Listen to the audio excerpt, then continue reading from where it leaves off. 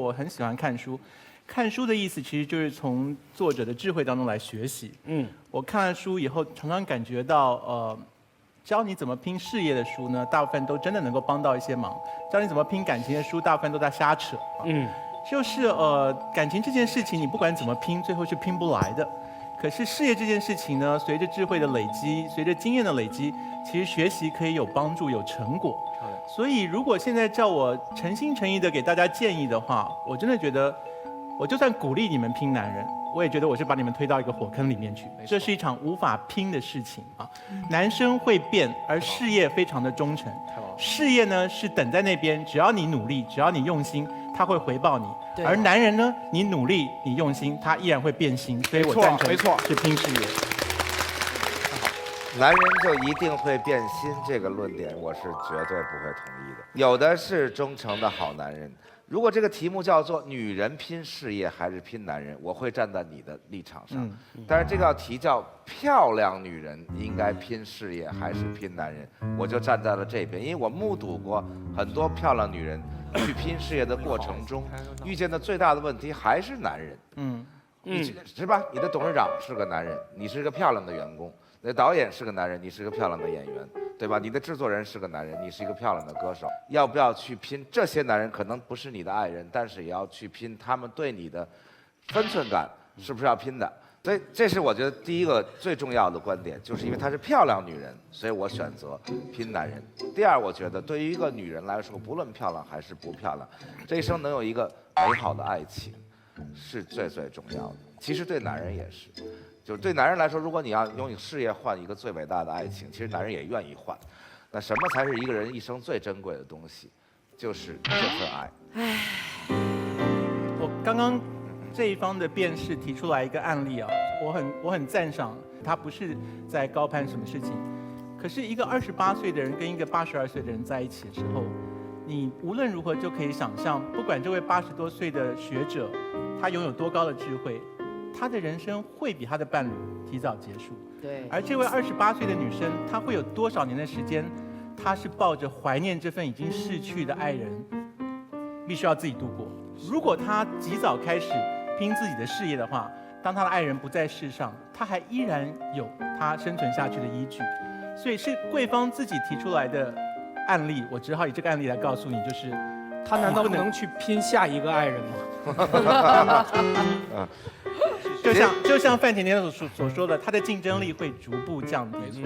而且有一位诺贝尔奖得主在前面当第一个男人，下一个男人的门槛实在非常高。就是如果像他所说的聊天要聊得有乐趣的话，跟诺贝尔奖得主聊完后还会觉得下一个男人聊天有乐趣，你得找上帝去聊了。但是双诺贝尔获得者。但是对于大部分有实力的男人来说，娶一个诺贝尔奖获得者的。尤其是杨振宁还不是一般的诺奖获得者，是一个非常伟大的科学家，以及一个不光是一个科学家，以及一个伟大的人的遗孀是有吸引力的。杰克琳·肯尼迪 JFK 死了以后还嫁给了希腊船王，不是说你前面经营那份感情没了，你就变成价值是0了。你曾经有过的爱情，你曾经有过的，你为了你的辩论的胜利，你可真是扭曲自己的心灵。人格，我没有扭曲，连靠着前任的光环来谋求下个男人这种话，你都说得出来。好，我们一个热身问题哈，很简单，非常简单。早晨起来，你突然发现，你跟你的伴侣交换了身体。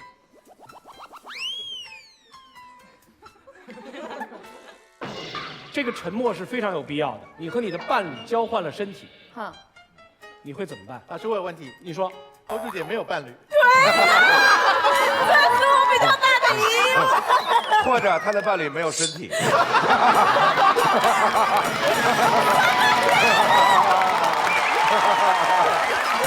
你这样，这样说。好，这样假设你有伴侣 ，OK， 假设你有伴侣，好，你非有不可。好，我也想啊。你非有不可。早晨起来，你发现你们两个交换了身体，而思维还没变。灵魂交换。对，你会干什么？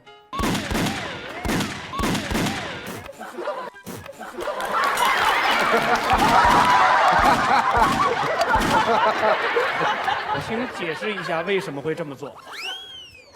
因为我觉得很多事情男生女生没有区别，但是我很想知道，这个男生最喜欢的休闲爱好到底是什么样的感觉？就是他们为什么会花这么多的时间在这上面呢？是谁告诉你这是男生最喜欢的休闲爱好？那是台湾男生的休闲爱好，所以这边的都不大陆的男生叫。只是武器的规格不一样而已。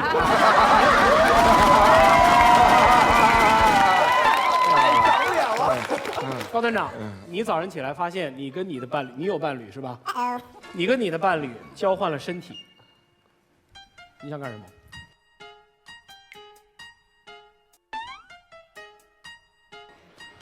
出去勾引我。一个人得自恋成什么样才会有这种答案？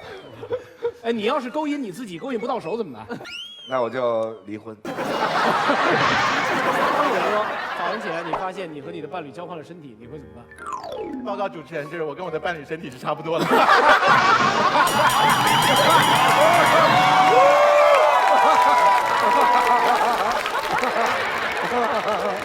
我觉得主持人今天很辛苦啊。之所以有这么一个热场问题，跟大家刺激一下，是为把大家带到一个更嗨的一个讨论环境当中来。是，其实讲话是我们生活当中最常用到的一种交流方式。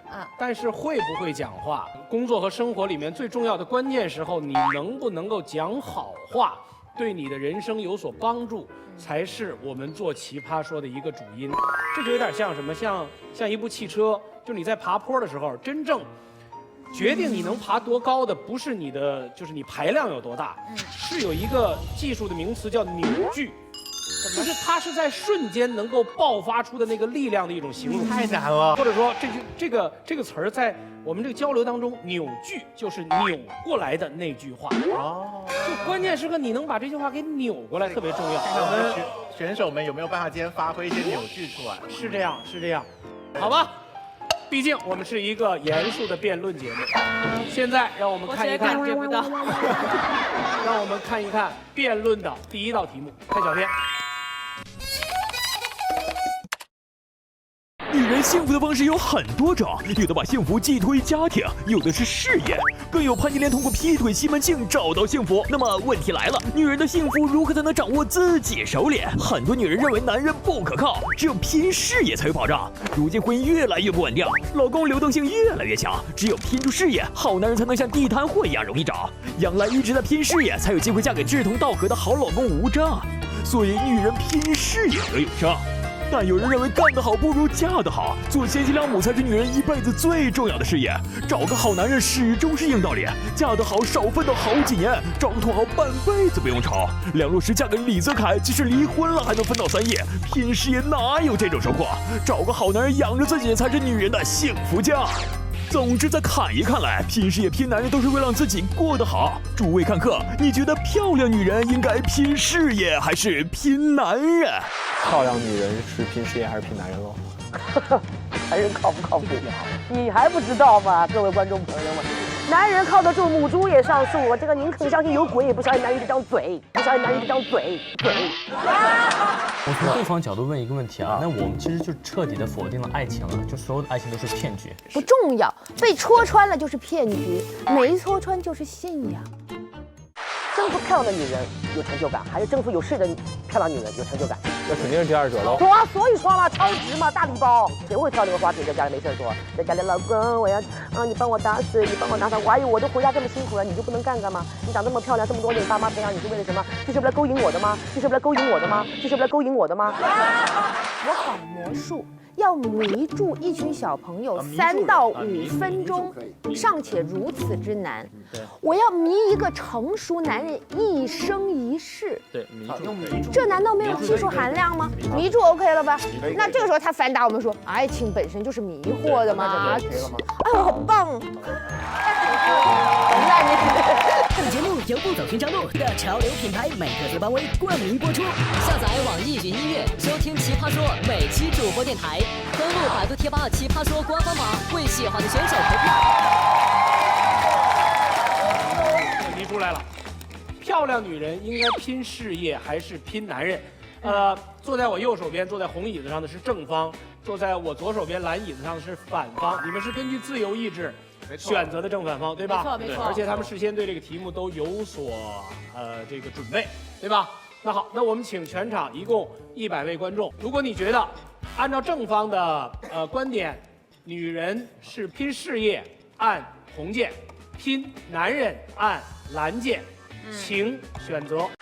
选手按自己的观点选择持方。今天的主辩手坐第1排，2排为协助议员。比赛中，观众可以随时变换心意，按下啪啪钮，红正蓝反。辩论的胜负将由初始投票和最终投票对比产生的跑票数量决定。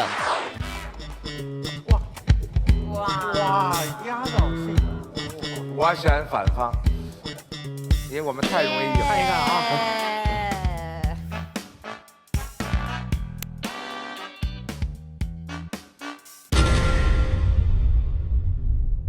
好，现在我们双方队长来选择一下自己的立场。我选那个人少的，因为人少的很容易赢，你只要拉过来1个人就赢了啊。人家已经70个人，再拉1个不容易。小松说了一个规则，就是我们辩论的胜负是由经过辩论之后你有多少票跑票来决定。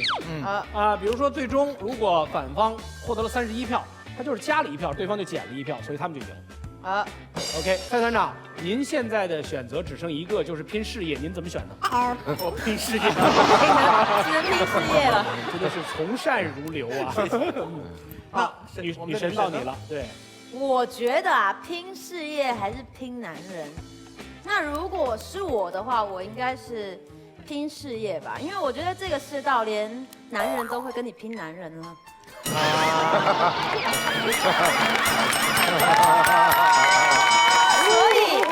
所以我喜欢来宾话中带话。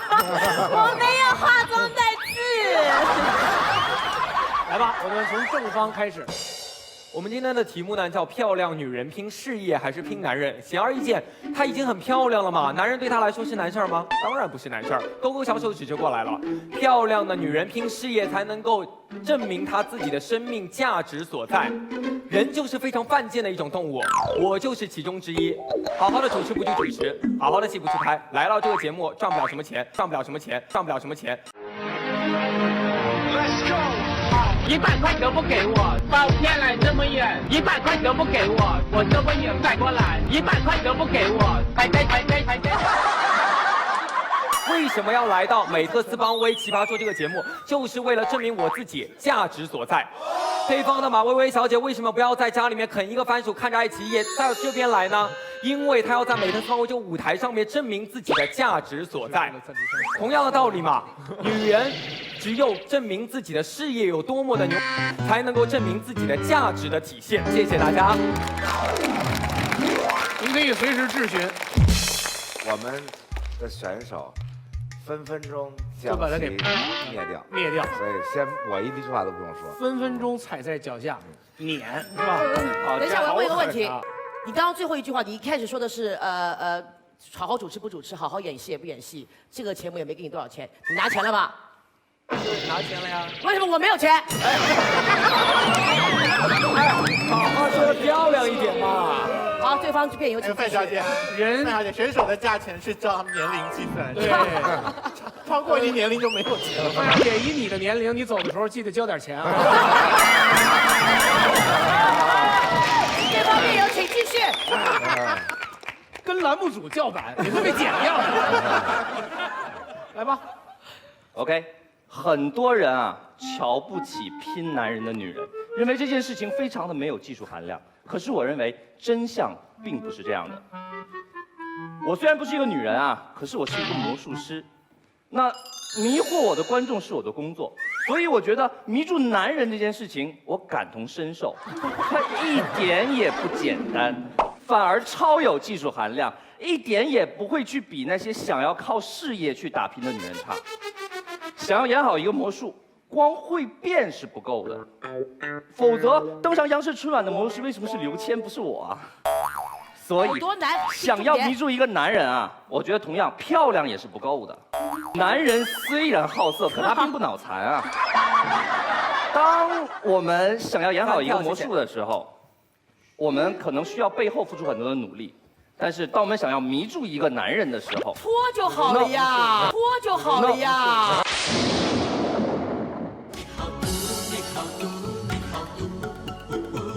你越说越离谱，我越听越糊涂。有内涵的男人，他会去选择。哦，他竟然能够把我迷得开心，迷得高兴，迷得我甘愿分一半的家产给他，那我觉得这是非常不容易的。谢谢。你有兴趣反驳他吗？我甚至没有听进去。好，魏明，根据你刚才的发言，丝毫没有改变场上任何比赛形式。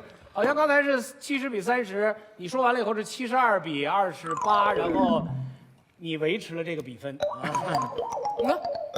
好了，甜甜小姐，不是我，下一个是他，是我。哦，是你啊？哦，我来之前真的以为这是一场认真的辩论节目的。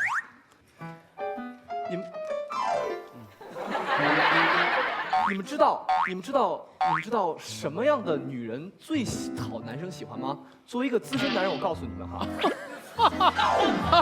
剧组也没给我钱，你知道我有多资深了吗？你才当男人几天？作为一个资深男生，告诉你们哈。告诉你们，只有在女人专注于一件事情的时候，男人才会觉得她特别有魅力。我在广州生活过，它那边有2家非常有名的情趣用品店。进去逛的时候会发现各种的情趣内衣，你们会发现，哎，似乎都是每一种有事儿干的女人更让你喜欢。刚刚魏明说的很对，男人很难讨好。那这个时候最好的办法是什么？最好的办法是给你一身看起来，比如说像事业的衣服。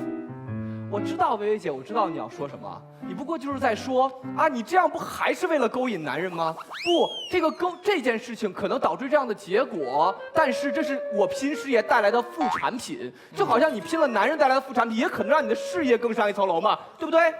所以的话，这我们叫做这样的方式去拼事业。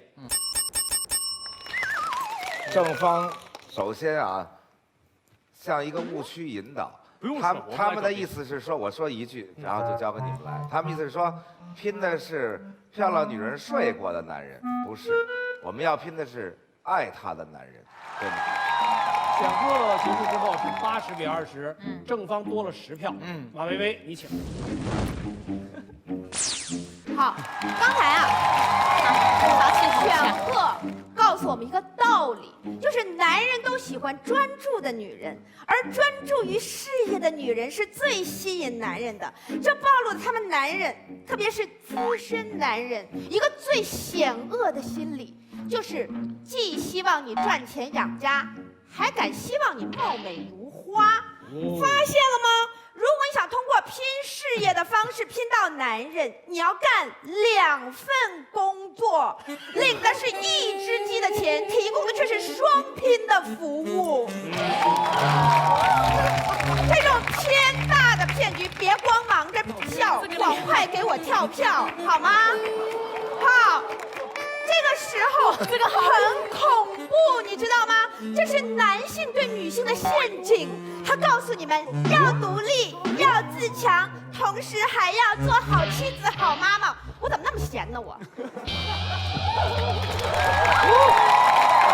下面我要给大家讲一个真正感人的爱情故事——现代罗密欧与朱丽叶。明白吗？他们突破了伦理的束缚、年龄的鸿沟、世俗的障碍，勇敢地走在了一起，双双走上了人生幸福的巅峰。谁呀？他们叫翁帆和杨振宁。你们听到这句话，觉得我好像在取笑他们，因为刚刚他们爆出这则新闻的时候，他们一直被取笑到现在。可是今天我是来给他们翻案的，特别是来给翁帆翻案的。什么意思？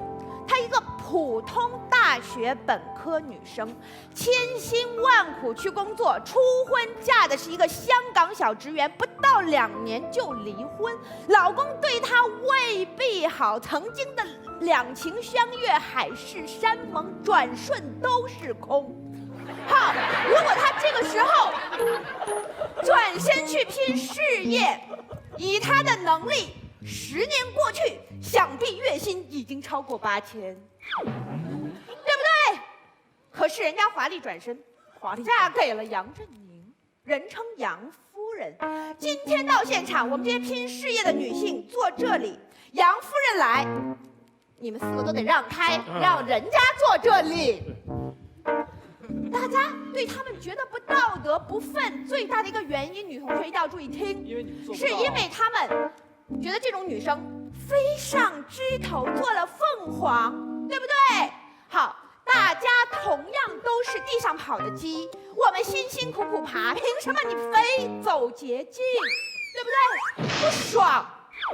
可是同志们，我们想一个问题，人生只要不伤害别人，没有什么捷径是真的值得抨击的。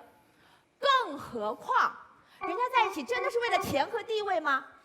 一个80多岁的老头能给你提供的人生经验，你们2个能聊的话题，不是对面这位所谓资深小伙能提供的。最后再解决你们一个疑问，说没有性生活哪有爱呀？结婚超过10年，你跟谁会有性生活？感谢各位。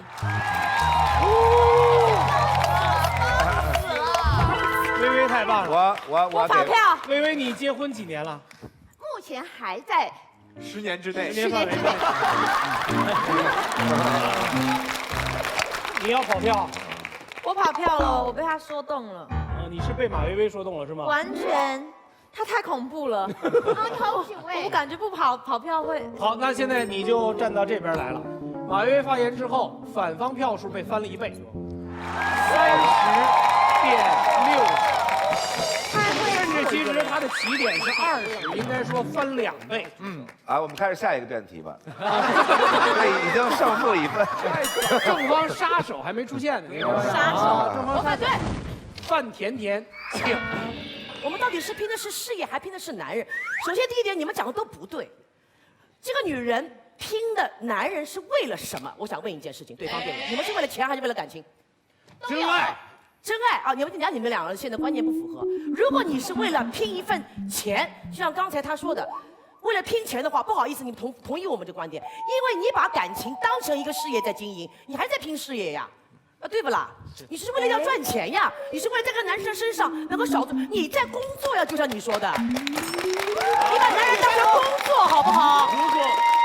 等会儿没轮到你说，我还没说完。你刚才打断了别人，你要这么说的话，世界上所有事都是工作呀。不是，你说的是真爱，对不对？你坐下，但世界上我来跟你谈谈什么叫真爱。艾丽，你请坐。好，我从21岁最青春的年华，最美好的日子。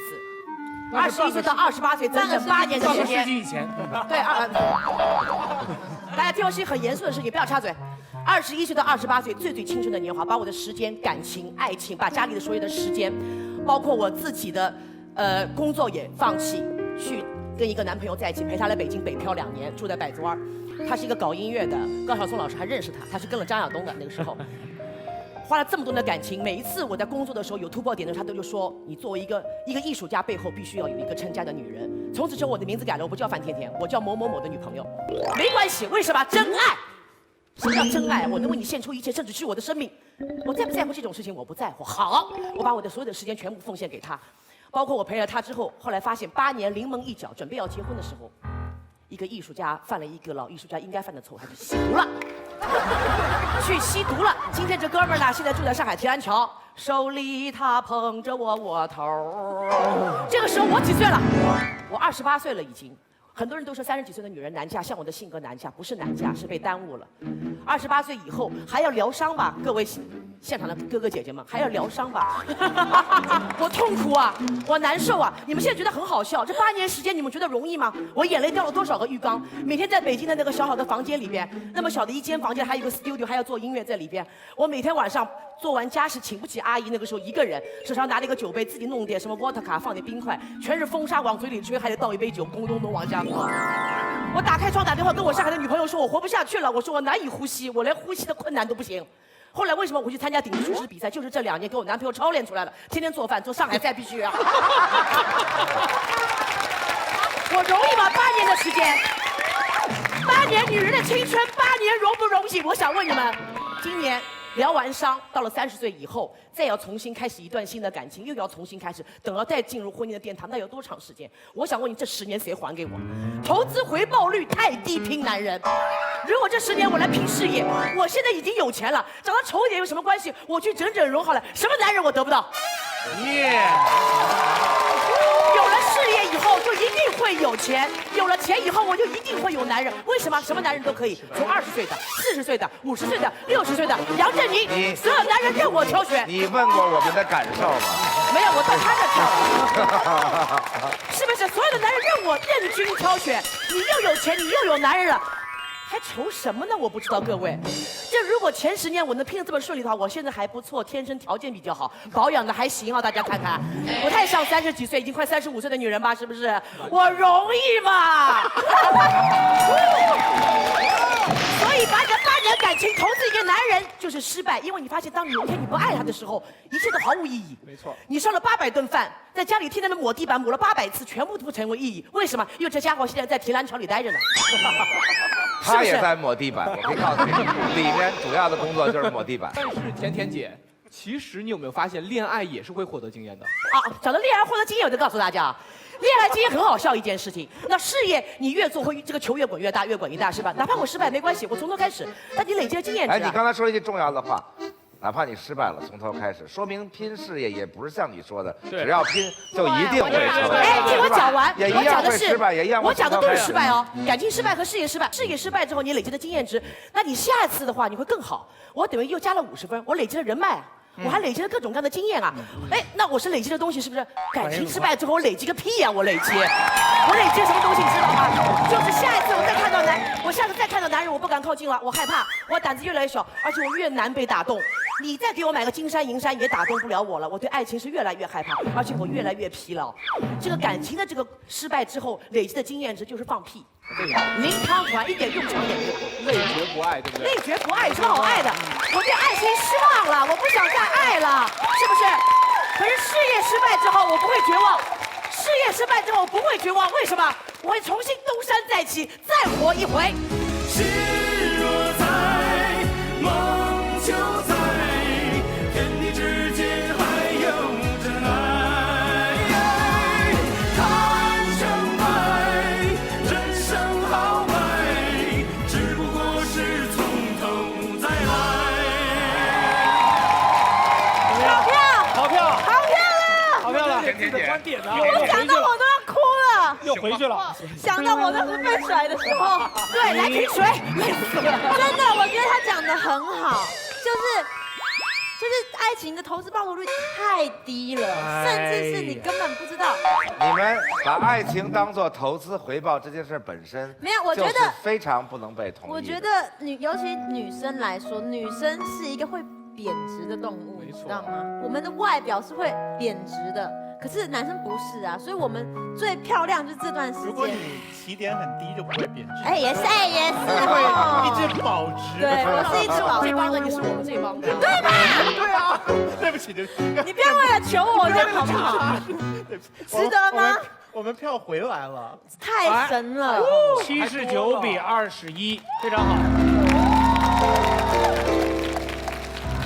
这是一个拼男人失败者的独白。谁拼男人失败？但是并不是每一个人都是这样失败的。艾丽，首先呀，我想让现场的所有男士对咱甜甜姐的这个悲惨的经历表示哀悼，但与此同时有一点，您不能因为您的男朋友是渣男，就说我们所有人都是渣男，对不对？难道所有男人的话都是这么不靠谱吗？我同样讲一个艺术家，他同样有一个女性陪了他7年，他是我们全世界最牛的华人导演之一李安。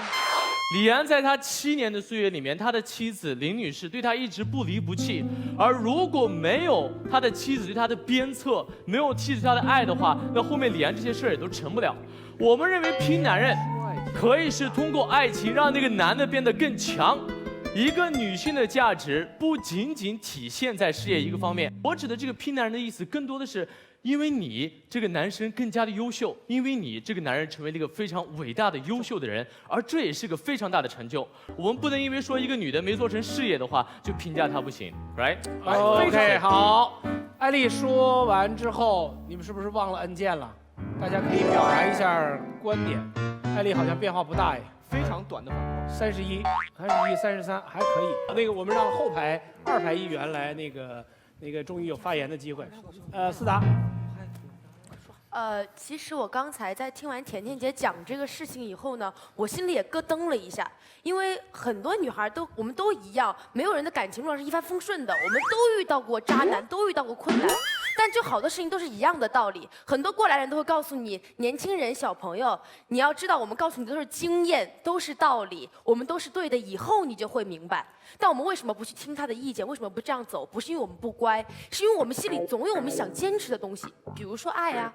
我觉得其实，尽管我们现在遇渣男，尽管我们现在有挫折，但是呢，我们心里总得坚持点什么吧。思达，总不能因为遇到那个我们这样，我们留后面几期节目再跟大家分享你曾经遭遇的那些不幸。别让你们讨厌。我就最后说一句话行吗？啊，你说。就是我们总得活着，不能认清现实很困难，不想活了吧？总得有点盼头吧？看看，就应该要有希望啊！有希望就不是悲哀啊，对不对？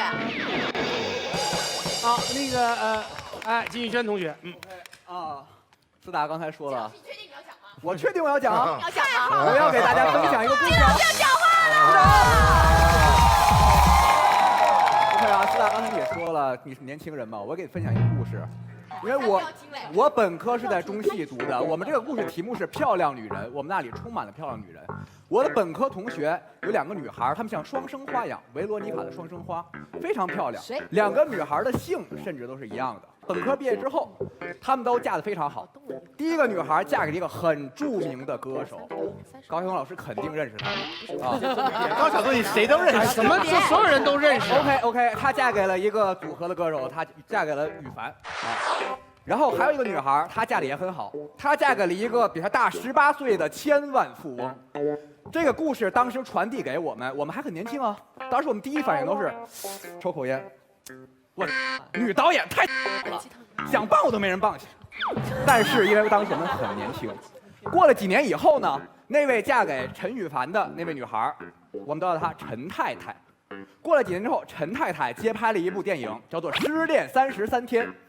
失恋33天之后，她一下就火了，她成为了1线的明星啊！她就从此之后，我们没有人管她叫陈太太了，我们管她叫白百合，甚至我们会管她的丈夫陈羽凡叫白先生你好啊，就像刚才马姐维维姐说的那个一样啊。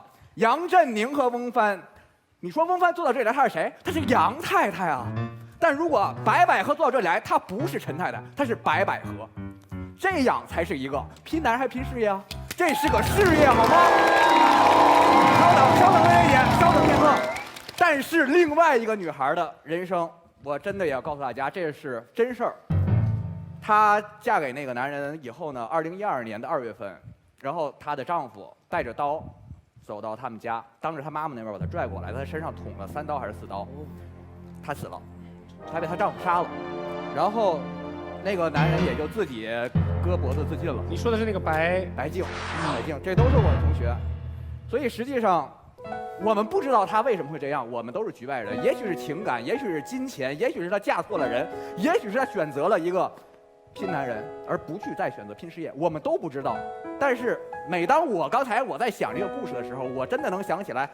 很多年以前，我在南锣鼓巷，我看着他们俩一块走在阳光之下，2个姓白的女孩，很漂亮的女孩，她们当时那个样子，再想到现在她们的样子，所以我更希望我看到白百合坐在这里，或者我更希望，也许白净没有选择当年嫁给那个人，也许有一天她也会坐在这里，这是一个拼事业的女孩。给我 OK 说完了。对方实际上就是举了一些爱情失败的特例而已。那这种特例有的是，那我们还可以举出一些马皇后对朱元璋，对吧？可以举出无数的这样的例子。因为女人的付出成就了不光是一个男人，甚至是一个国家、一个朝代，成就了很多很多东西。我们经营起来了。我们只不过是有点觉得呢，拼事业并不排斥拼，同时能够拼到男人。对呀。拼男人恐怕就会排斥拼到事业。所以我们这边的立场是比较广博一点的。侯姐，我觉得，拼事业为什么要赞成拼事业？主要是你要为你爱的人付出。如果你今天你老公倒下了，他就是被车撞到腿都瘸了。你也有能力照顾他，这就是我爱我真爱的方式。漂亮，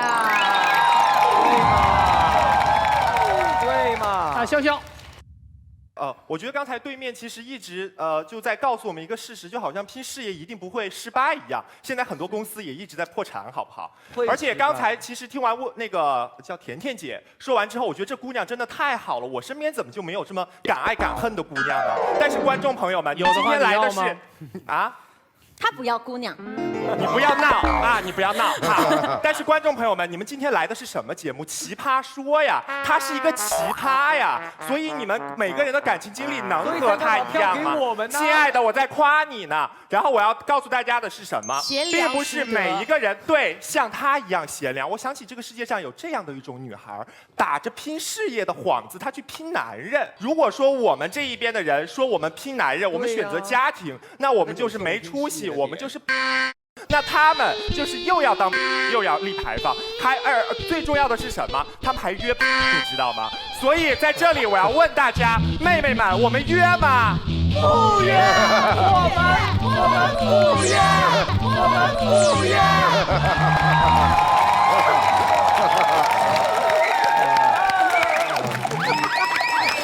好，高台长，你带的这个什么队伍？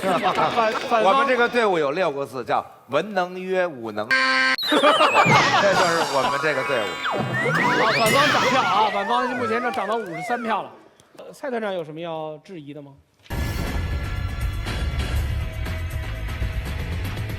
两位团长，请选择。康永哥先选。如果让我选的话呢，我本来是有一个想法的。可是看到马薇薇跟范甜甜同一队呢，我就选他们那队。你觉得胜之不武，你知道吗？既然选择了，我就说不该看，来吧，不该看，不该看，咱们来吧。啊，你意志这么坚定，又到你了。我吗？我这个人呢，我是全部都要知道，手机密码，而且那个银行密码、email 密码，然后银行密码，所有东西我都要知道。每一个前女友的生日，每一个前女友都必须要掌握。对。到那天从早上开始观察他。每一个前女友的生日那天早晨开始观察他。对啊。看他想不起今天是什么日子呀？早上起来要问一下。我觉得我简直太单纯了。你都告诉你老婆了。那你们处在反方的位置上，而且是领先优势，谁先说？我们今天的题目叫应不应该看伴侣的手机？我们当然是不应该看。你去查看这个动作，就证明你很在乎，你很爱他。什么东西你才会在乎？你才会精心的去揣测，你才会去做呢？美特斯邦威打折了，我会去看一下为我省了多少钱。美特斯邦威上新货了，我会知道说是哪一个款式适合我。我不是让大家不要去在乎，各位弟兄姐妹们，要让大家在乎的比较有尊严一点。偷看手机这么 low 的行为，遗忘姐会吗？哎，她会。你们会吗？能不能不要好好的人不要去做，要做一只缉毒犬，每天在秀说啊，这是东北的玛丽的头发啊，那是台北的 Mary 的香水，能不能活得高尚一点？能不能安静的做一个美男子，或者做一个安静的女神呢？谢谢大家。我觉得这是他对你直接的攻击。我觉得他直接的羞辱。直接就攻击。的答案就是这样的，不是吗？我会看的，我正大光明的看不行，我没有偷看。偷只是看的手段。对，我们讨论的是。我没有偷。算了，不说了。哎呀，另外我问一下，这个美特斯邦威除了赞助冠名之外，是不是给每个选手都发钱了？没有，就给他发钱了，就给他发钱了，钱不多。我们抽一半。好，要小心哦。正方，你们两位女神女侠，我来。为什么每次起来都要调裤子？哦，因为裤子有点。听口音不像本地人啊。我正宗啊，撒黑你啥呢？我觉得记者西说的这件事情啊，正好反映了我方观点啊。哎，我怎么会讲这么官方的话？说明什么？就是爱。为什么要看对方的手机？因为爱。我们大爱为什么要爱？我们不是为了要查小三啊。凭什么你以为我们查电话就是为了整天像这个鸡毛蒜皮的等着？哎，我老公什么时候出轨？我老公什么时候出轨？我老公什么时候还没出轨？我不满意。你以为我们这么傻呀？我们是有智商的好不好？为什么要看对方的手机？因为爱。呸！你在容我当然，我立场很明显。我是很中立的，我刚才纯属是嘴里有东西。为什么呢？因为我们真的很爱对方，我们非常想知道他生活中发生的点点滴滴。我们为什么关心他呢？比如说我老公1个月已经没碰过我了，我好担心。为什么？不用去买情趣内衣，不用送这种东西，看他的手机，哦，原来有点暗毛病，那怎么办？我偷偷去找个老中医，拿点药回来放到他的汤里，毛病马上就好了，对不对？这个呢，要给老公留面子。老公这种话他说不出口，我说不出口，我会写在我手机里吗？当然会啊。主持人，我会在记事本里写出昨天。你的朋友说不定会跟你说，他会跟他的男性朋友说，我看到了吗？对不对？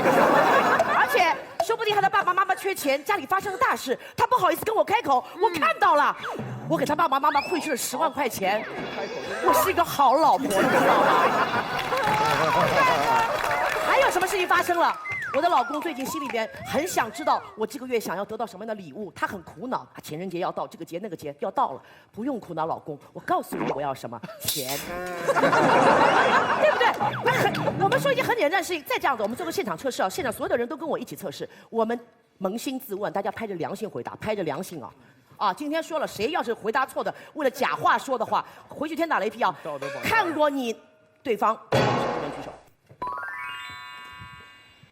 哎，真的没有，真的没有看过对方，觉得骗子，根本没有对象，跟我一样没有伴侣。我举对吗？那些没有举手的，我想问，你们心里难道从来没有1秒钟看到这个手机放在这里，我想看一眼的有没有？举手。有，举手。还有，到底有没有疑虑？不是，我在问大家，你到底是不是心里边有过一丝想过，我想看一眼，但是我拒绝了，有没有过？所以还是都有产生过想看的想法是吧？为什么要压抑自己的天性？看呀，看呀，为什么要压抑自己的本能？看呀。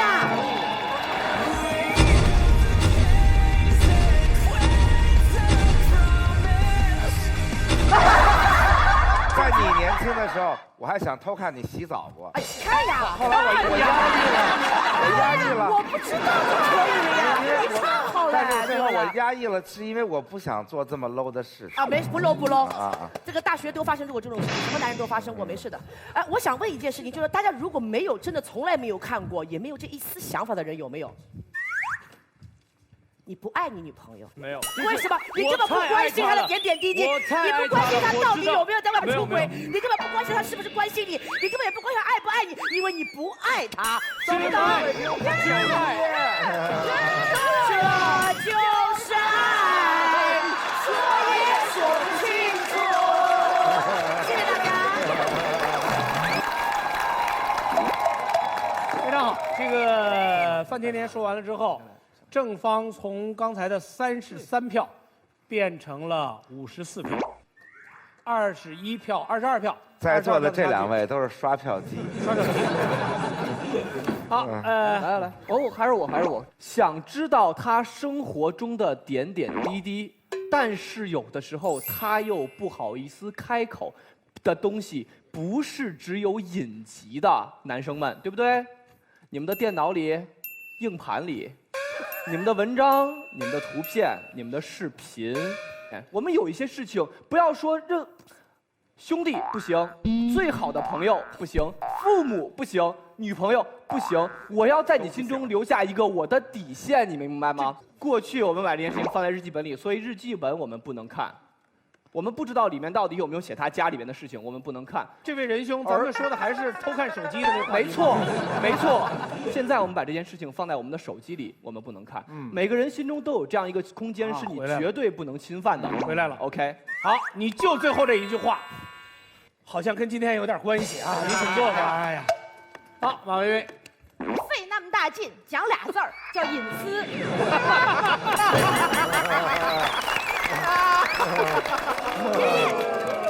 OK， 我承认这个世界上有一种东西叫隐私权。可是什么叫伴侣？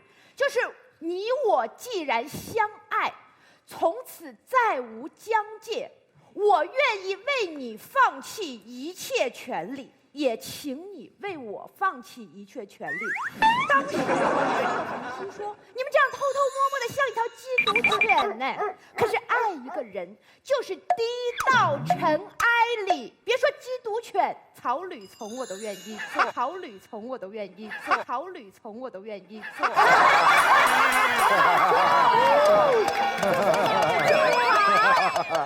你跟我讲隐私，你就是把我当成别人。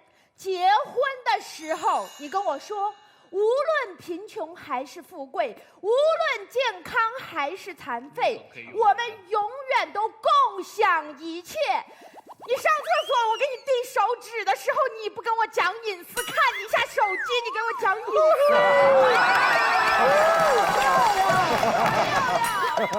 人家说，女人是男人身上的一根肋骨，你跟你的器官讲隐私。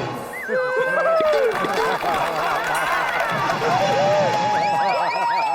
后，我简单的总结一下我方的观点：世界上有一个我，世界上有一个你，我们把彼此都打破，加了水，加了泥，和在一起，重塑一个我，重塑一个你，从此你泥中有了我。我泥中有了你，请把你的手机交给我。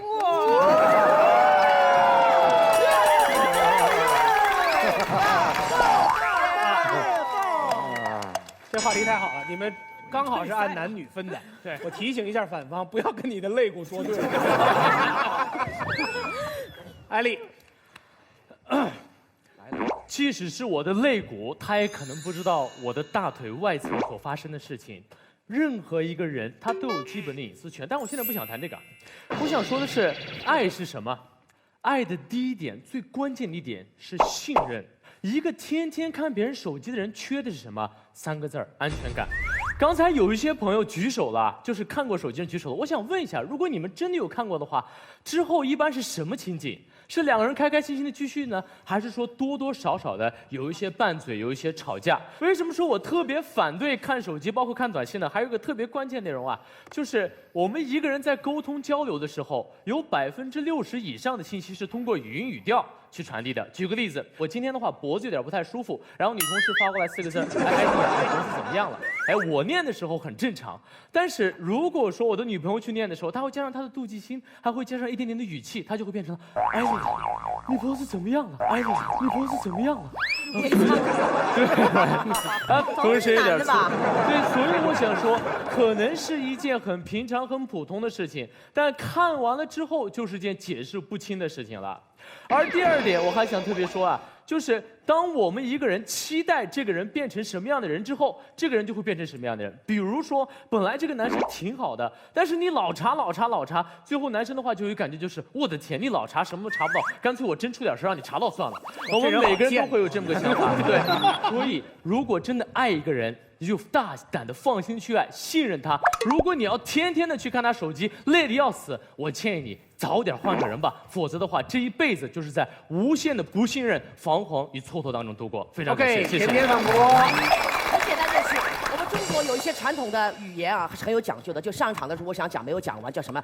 男人靠得住，女人上树。我宁愿相信这个世界有鬼，我也不相信男人这张嘴。我今天就在这儿给你站着，给你证明一个能靠得住的男的。我不能因为你一个男生伤害了你，让失去了所有男性的我想问你，艾丽，我既然已经爱你，对不对？对，我范甜甜可以为你付出生命，谢谢。你却连一个手机都不让我看，你觉得公平吗？我认为没有意义。我对你的要求没有，你可以不赚钱，你可以贫穷，你可以生病，你全家可以烟火，我都没关系，我只想看看你的手机。没有，而且用一个手机的密码4个字换取一个安全感，送给你的女朋友，如果多容易的事情，你也不肯做，你不懂爱。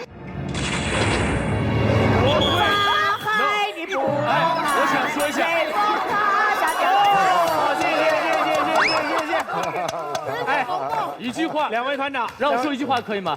不是声音大，不是声音大就有道理，没错，不是声音大就有道理，不是能喊。我们就要相信他。如果说社会的所有的声音只是因为谁发的声音大，我们就听他的，那这个社会就完了。所以现在觉得我们是一个有隐私权、彼此尊重的社会。马薇薇，艾丽刚才的发言3个字：安全感。对，女人要有安全感。我劝艾丽也3个字：责任感。男生要有责任感。我相信在场很多男性朋友之所以会转换立场，是在于你们女人为什么那么容易担惊受怕、歇斯底里？我们谈的是伴侣，不是女生该不该看男生的手机。没有任何一种情况，男女你们都会觉得说，你为什么那么没有安全感？你为什么那么脆弱？我问你，你为什么那么没有责任感？你为什么不把暧昧短信删干净了让我看？什么意思？你可以跟别人去搞暧昧。你甚至也可以出轨。一个男人最起码的责任感是做到不让人发现。所以，当你那么简单粗暴的不让我看你手机的时候，当你在我看你手机反过来指责我没有安全感的时候，坦白讲，我会蔑视的不是你的道德，是你的智商。大家出来混，最底线，别伤害对方。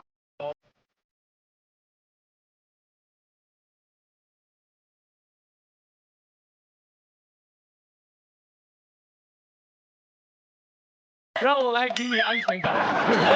安全感什么时候变成了看手机才能给的？难道我不能每天陪一下他吗？难道我不能认真工作，让他真正的不去受其他的苦吗？安全感什么时候需要有手机？艾丽，谢谢，请坐。来，我们让2排的人说一声，好不好？来，笑笑，我告诉你，不要扯什么安全感不安全感的东西。我也给大家讲一个故事。以前我们很多女生，我周围很多女生也觉得自己长得得天独厚，然后谁都看不起，说哎我就是自信，我就不看男朋友的手机。好，我的2个大学同班同学，一男一女，女生呢是我的闺蜜，男生就真的只是我同学而已。有一天，这女生就跟我说，他们2个在一起了，然后我当时就跟这个女生说，我说亲爱的，他是 gay， 好，他还特别鄙视我，他说你觉得全天下男人都是 gay， 好，历史证明我的判断真的是对的。有一天这个男生睡着了，他的手机就响了，我这个女生朋友拿起来一看，陈老师，说老师找他，那我还是把电话接了吧。一接，一个非常浑厚的声音说，老公你在哪？老公你在哪？老公你在哪？好，当天晚上他们2个就约在我们学校的操场见面。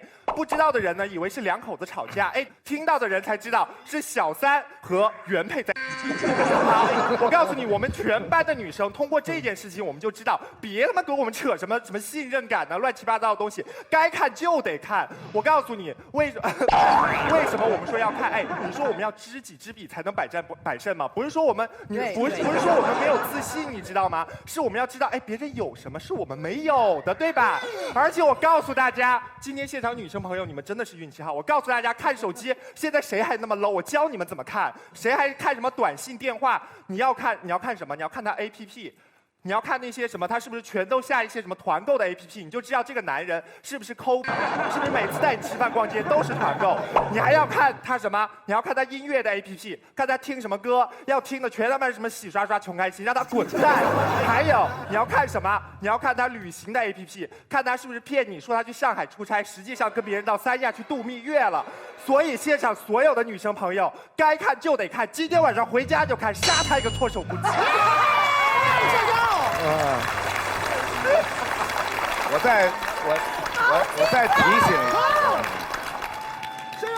我再提醒一句啊，我们说的是该不该看伴侣的手机。这一方一直在说女生有权看男生的手机，就歪曲了这个题目。这个过于道德化，互相看。互相看，可以啊，可以，互相看，坚决同意，坚决同意。好，对，2排。我觉得手机里最重要的似乎不像是双方讨论的，尤其有前面的艾丽，我虽然和她站在一边，但是我并不同意她说的话。她说讨论些风流韵事，其实这些东西现在不是手机里最怕被别人看的，最怕被别人看到的难道不是自己？们想一下，有的时候你自己的自拍，你都不忍心看，更别说你伴侣的自拍。伴侣看你的手机里你的自拍，你想自杀；你看你伴侣的手机里自拍，你想眼瞎。所以在这种情况之下，还是别看了。哇，这才是反方涨分的地方啊！魏明。我有一个魔术师朋友，他同样个人的私生活非常的混乱。那他从来不怕他的女朋友查看他的手机，为什么呢？因为他在回家之前，就像伟伟姐说的，他会把证据删除干净。那在此之外，他还会让他那些漂亮的女性朋友故意发一些非常暧昧的内容，然后他义正言辞地拒绝掉。这样，当他的女朋友去看他的手机的时候，就会觉得哇，我男朋友超有责任感，超有担当。超有责任感，这还不算什么，最重要的是他的女朋友也产生了一种幻觉，觉得哇，我能找到这样的男人，我自己超有眼光，那我的男朋友能够在这么多的女生里面挑上我，原来我也超有眼光，所以说我觉得这会导致你在一个错误的路上陷得越来越深。好，谢谢魏明，作为一个职业骗子，你请坐。我有一句话想说，王老师很简单。你说。一个好魔术师，如果能骗观众一辈子，他就是成功的。一个好男人，如果肯让他女朋友偷看手机，可是一辈子都偷看不到任何内容，哪怕他是骗了这个女人一生，也就像我跟艾丽说的，你只要肯骗一生，这都算是有责任感。哎，我觉得有必要引进双方团长。请你们以你们广博丰富的人生经历，阐明自己的观点和立场。我不知道为什么每次听这两位辩士讲话的时候，都有一种悲壮的感觉。对，他们好像是用生命在辩论。对，因为他们是人中很难得的大辩。对不起，大辩论者是吧？对，大辩论者，大辩才。是两个人在一起久了，其实很容易乏味啊，因为所谓的尊重、所谓的信赖，最后带来的那一种距离感，渐渐的就没有办法克服了。当你从一开始就守定了这个规矩，就是你不看我的手机，我不看你的手机，你不过问我今天晚上去哪里，为什么半夜2点才回来，我也不过问你的时候，到最后就习惯成自然，大家就遵守这个文明而冷漠的规定。两个人的关系会渐渐走到一个令人感到疏离跟寂寞的状态。所以我有些朋友呢，他们互相干涉对方的生活空间，虽然不尊重对方的隐私，虽然被认为缺乏信任，可是给他们两个人生活带来很紧张的感觉。我不是在开玩笑，那个紧张感使他们的生活在一起10年、20年之后，依然维持了情趣。而那些互相冷漠的尊重的人，隔了20年、30年之后，渐渐地步入一个互相不闻不问的状态。所以我纯粹是根据实际的经验跟大家讲，事情未必有我们想象的那么悲惨，就是互相干涉对方的生活，有的时候带来一种紧张的危机感，是可以让双方继续保持互相关切的那一种紧密的关系的。这个按照这个蔡团长的说法，那如果10-20年以后，连这个天天看手机也觉得没意思了，是吧？那就做点更刺激的事儿呗，做点更无聊的事儿，才能把这个无聊的关系保持下去。我来讲两个我的这个想法啊。第一呢，我相信在座99%的人都反对父母看自己手机，对吗？是吧，大家？没错。为什么反对父母看自己手机呢？说我是一个成年人，你有什么权利看我的手机？你父母一把屎一把尿，在外面含辛茹苦工作，把你拉扯大，他都没权利看你的手机。一个没养过你、没喂过你奶，啊，只是因为你喜欢他，他觉得他有了权利，对吗？没错，没错。父母都没权利，你有什么权利？你的权利就来自于我爱你，因为我爱你，你有了权利，这叫什么逻辑？对吗？所以，既然大家不同意父母看，更加不同意远远没有父母像这么亲的人，就什么伴侣之类的来看，这是第一。第二，一个成年人做事情，要做有用的事情。那没用的事情做它干嘛？我就问问那些看过对伴侣手机的，看完之后你们俩的关系有什么正面的进步？你看见了东西，那肯定是负面的；你没看见，他觉得你亏欠他了，说你看我半天我没有，那你欠了我了，是不是？那你说你做这种毫无意义的，可能对两个人的关系带来正面影响的事情，最多也就是0，对吧？啥都没有就是个0。你说一个成年人干事情，叫最好情况下是个0，通常它是负的。你说你干它干嘛？你有病！这正是一种极不成熟的表现。一个成熟的人是一定要做有用的事情。高团长，我补这2句啊。我觉得刚才你前面说的那个，第一个就是说，凭什么因为我爱你，所以你就有了权利？这是什么逻辑？这就是逻辑啊！就是因为我爱你，所以你就有了权利啊。然后这是第一，第二是，一个成年人应该这叫什么逻辑？我爱你，你应该感谢我。对啊，这是我赋予你的对呀，权利就像你爱我，我只对你有感谢，我从来不觉得因为你爱我，我有了权利。对，你爱我，我谢谢你，我永远感谢你。我可以讲一件事吗？就是第一个呢，你刚才用了我们民族的这个孝道来绑架大家啊，这个我有一点意见，因为父母亲不是我们选择的，而伴侣是我们选择的。所以当你选择这个伴侣，那这个伴侣想要跟你达到全面的沟通的时候，你就接受这个标准，要不然你就不要这个伴侣。所以一旦接受了，这个就是我爱你，而你给了我这个权利，对，这个意思啊，千万不要用爸爸妈妈不能做的伴侣就不能做来绑架所有的人。然后我要说的另外一个问题是，您刚才所说的就是成年人做事要有理智，如果这事儿没用，你做它干嘛？但其实这只是一个标准的问题，因为大家都知道，偷看伴侣手机满足的是内心的一种原始冲动。或者要不然你就不会那么纠结，所以其实偷看这件事儿，它也许没用，但它很爽。我们正在辩题是看，不是偷看。这已经沉醉了。你说爽就是有用吗？爽完之后呢？爽完之后更爽，一段不爽了，一段感情之中一方爽，另一方不是理性的动物。对，人的决定有大比例上面是感性做出的。那一方一直爽，一方一直不爽，你这个关系互相看啊！你怎么知道他不爽？互相看就互相爽，其实两个人的关系的核心就是互爽。有的时候看完之后为什么不说呢？为什么不说呢？对呀，对不起，我是一个很功利的人，我再也不参与这个讨论。基本上我觉得两边态度都表得很清楚了啊。那这样，我们把最后的表决权留给我们现场的观众。正方认为可以看伴侣的手机，反方认为不可以，请投票。5、4、3、2、1。好，我们和最初的初始设置比较一下。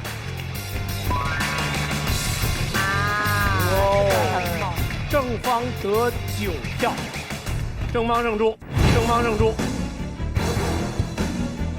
女人是男人身上的一个肋骨，你跟你的器官讲隐私。为什么要压抑自己的天性？看呀，为什么要压